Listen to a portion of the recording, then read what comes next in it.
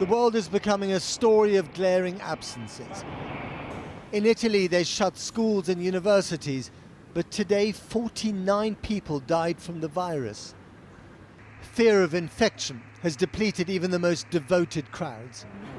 St. Peter's in Rome is missing its throng of pilgrims.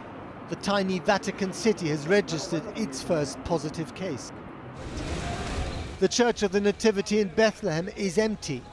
Israel's daunting security walls may stop an intifada, but can they stop a virus?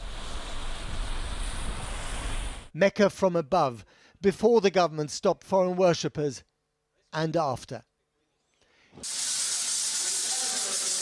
In Iraq's Shia city of Karbala, they stopped Friday prayers and deep cleaned the empty spaces. Fear of this virus has made us, its hosts, put up borders and barriers, while the unwelcome guest is busy crossing them with blind disregard for ideology, creed or flag. For now, COVID-19 has the run of the place. Battling the rising fear and the growing infections is, of course, science.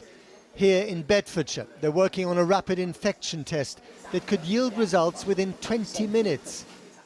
But it'll only be ready in the autumn at the earliest. Meanwhile, the cases keep rising to a total of 163 in the UK today. Is that really what it looks like with these sort of... And we are all in the same boat as the Prime Minister, learning the basics. No mucking around with soap. And of course singing to ourselves while purging our hands. Happy birthday to you. Happy birthday, dear Mologic. Thank you very much Happy indeed. birthday to you. Very good. It looks to me as though there will certainly be a substantial period of disruption when we have to deal with this outbreak. How big that will be, how long that will be, I think is still an open question.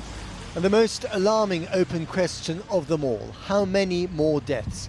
Yesterday, a woman in her 70s with underlying health conditions became Britain's first fatality in Reading. Today, a patient in Milton Keynes, an elderly man with a pre-existing illness, became the second fatality. Trust is the indispensable medicine in this battle, and by all accounts, Iran, with over 4,700 official cases, is running short. They may be using the fire brigade to disinfect cities, but the government there has put pressure on doctors to falsify the reasons for death and play down the numbers. And with 3 direct flights still from Tehran to London every week, what happens in Iran doesn't necessarily stay in Iran. And as if airlines weren't having a bad enough time, 2 BA baggage handlers at Heathrow have tested positive today, which surely begs the question, could the virus have survived a journey in the luggage hold? Here I am on the Princess cruise ship. And finally, spare a thought for those giant vessels of indulgence turned petri dishes of questionable quarantine. Witness an airdrop of testing kits onto the Grand Princess, meandering off California, floating home to 3,500 passengers and crew, including 142 Brits. None infected so far, but a passenger on a previous voyage has died from the virus, and that was reason enough to confine everyone here on board. We are all on that cruise ship now, afraid of the mundane, constantly scaling down our expectations and playing the lottery of infection. Dr. Richard Hatchett advised the Bush and Obama White Houses and worked for the agency that protects Americans against pandemics and bioweapons. His organisation has now received more than £20 million from the UK government to develop a COVID-19 vaccine. I spoke to him earlier and began by asking how much of a threat the virus now is. Well, I think the threat is very significant. The potential of the virus, it's already demonstrated in China. I think it's demonstrating that potential in Italy, in Iran. Looking at what's happening here in the UK, are we on a similar trajectory? Well, I don't like to make predictions. I think it's up to societies how they will respond to the virus. You can look at places like Singapore and Hong Kong. Singapore had its first case on January 23rd. Yesterday, they had gotten up to, I think, about 115 cases. So fewer than the UK? Fewer than the UK over 6 weeks. And basically, they have been able through their public health interventions, through the public health response, through contact tracing, isolation of cases, and through engaging the public, they have been able to keep the virus under control. Well, given the rate of increase that we're seeing now in the UK, do you think the government needs to be more aggressive as they were in China, Singapore, Hong Kong? Singapore and Hong Kong did not shut themselves down, but they have mounted very aggressive responses. Contact tracing is very important. The voluntary quarantine of contacts is very important. The isolation of cases is very important. I think there may be a time to close schools. The virus has been circulating here for some time, and I think the government does recognize the criticality of the situation. I actually think Chris Whitty and his colleagues are doing a good job at communicating the risk to the public. I don't think they're minimizing the threat. I think they recognize the potential of the virus. So overall, and certainly relative to some other countries, I think the UK is doing a good job. Is there a danger, though, of an overreaction, given when you look at the scale of flu deaths worldwide, up to 600,000 a year, and you don't shut down public transport networks to stop people getting the flu? I don't think we're dealing with the flu. From what scientists know about this virus so far, what concerns you most about it? I think the most concerning thing about this virus is the combination of infectiousness and the ability to cause severe disease or death. And we have not since 1918, the Spanish flu, seen a virus that combined those two qualities in the same way. And do you believe the WHO figure of 3.4% mortality rate? Because, I mean, the UK puts it at 1%, roughly. In some respects, if it is between 1% and 3.4%, it really doesn't matter what's after the decimal point. I think what we're seeing is a virus that is many, many times more lethal than flu, and right now a population that is completely vulnerable to it, and that we are seeing its ability to explode. There is nothing to stop that expansion from continuing unless those societies move aggressively, engage their publics, implement multiple public health interventions, including focusing on cases, but also introducing social distancing interventions. There's nothing to stop that. Right now, social distancing. I think everybody should be doing what we call the Ebola handshake, the elbow bump, instead of shaking hands.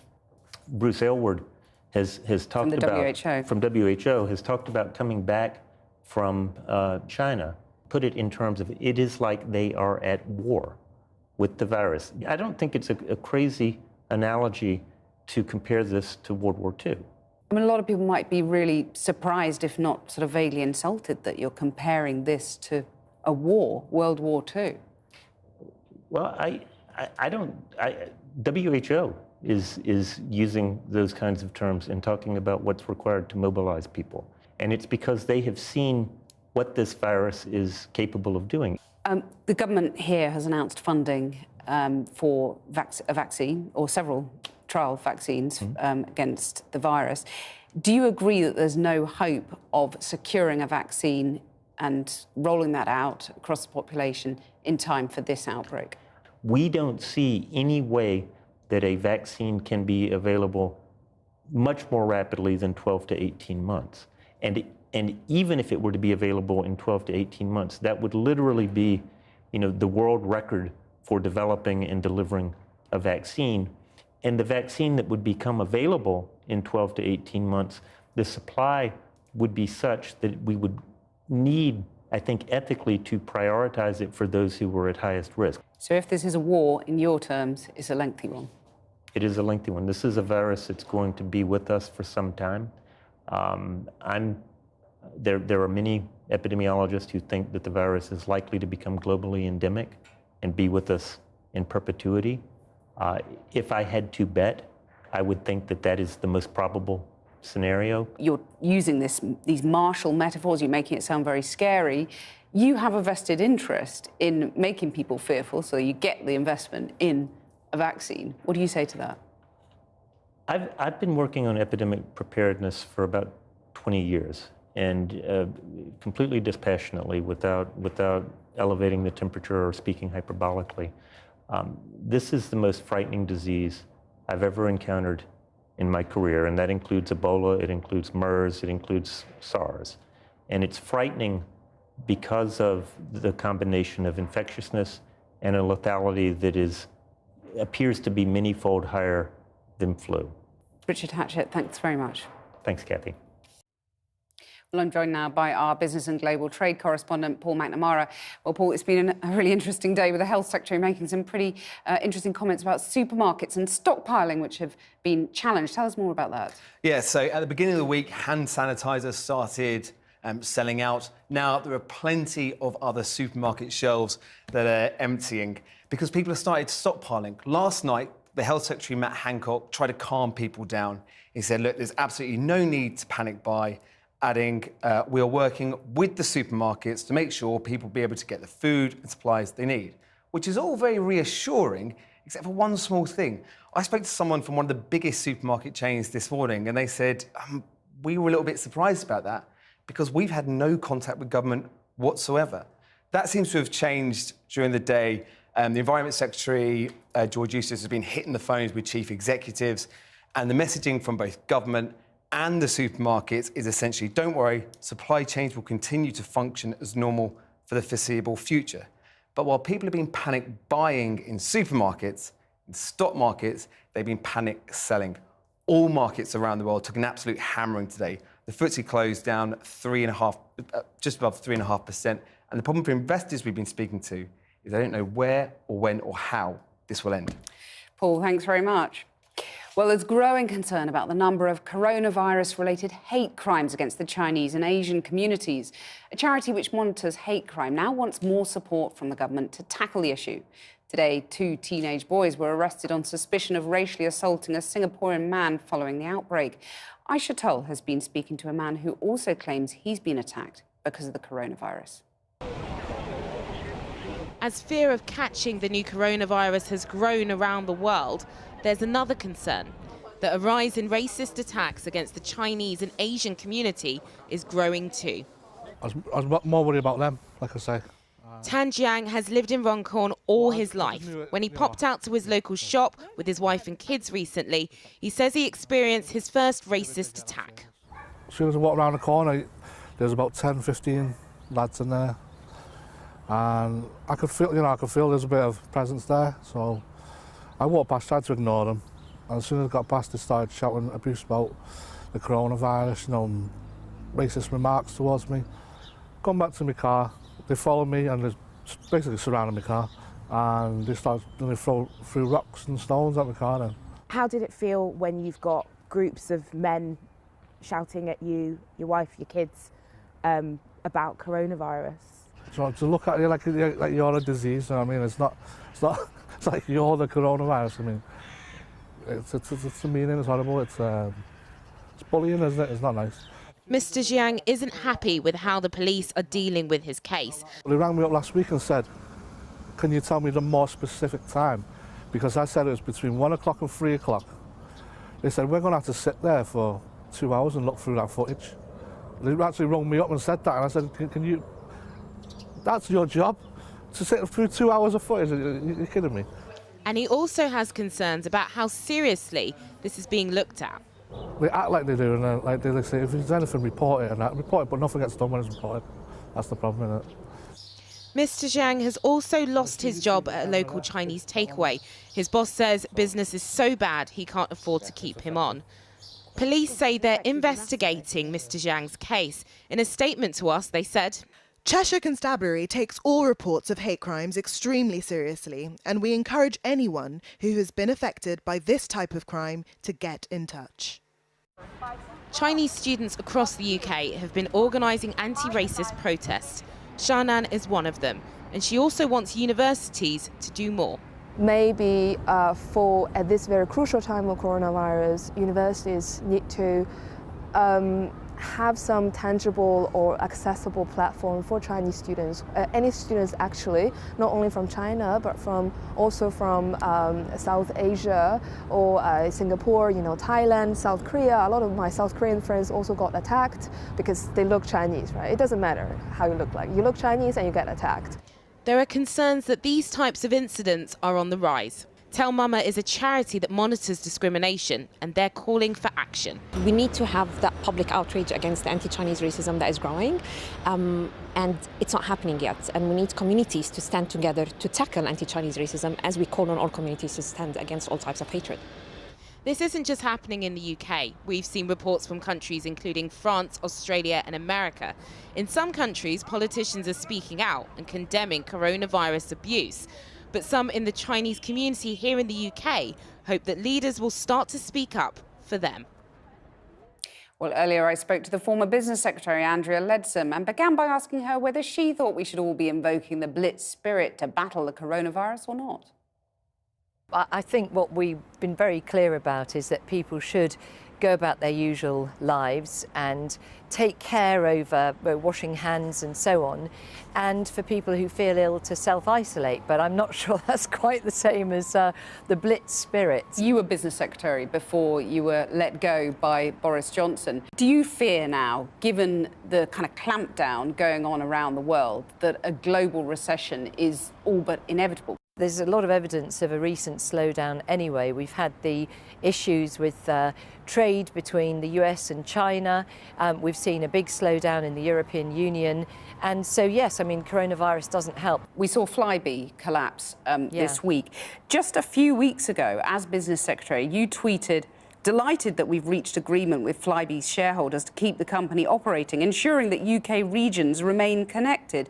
Do you regret that, given that there was no agreement, just a possible agreement which fell apart? And actually, didn't you just give false hope to employees of Flybe and their customers? No, at the time, when we had those discussions with the investors, they were absolutely clear that they would continue to support Flybe. It's a turnaround operation, and they were committed to its long-term future. And at the same time, the government was committed to review of air passenger duty, to take away the double counting on domestic flights, and to look again at some of those routes which don't have any alternatives. And so we did sort of what we'd set out to do. I think it is devastating for staff and for many people who now have problems with passenger journeys. Just finally, you gave a statement in the Commons this week about your resignation. You said that you spoke about the importance of all MPs behaving honourably. The Home Secretary is accused of bullying her staff, allegations she denies. Would it help you set up an independent and anonymous complaints system for MPs and their staff? Would a similar system be appropriate for civil servants? Well, first I want to say I have never seen Priti bully anyone, and she is a very highly regarded colleague, and I certainly get along with her very well. And I think actually the problem with this kind of very public allegation is that it's very difficult for her to defend herself. And in many cases that I've seen in my time as leader of the Commons, it's also very difficult then for victims to come forward, because they themselves find that they're in the public glare of the spotlight. So actually, yes, I do believe that a confidential and independent complaint scheme is the way forward. Andrea Leadsom, thanks very much. Thank you.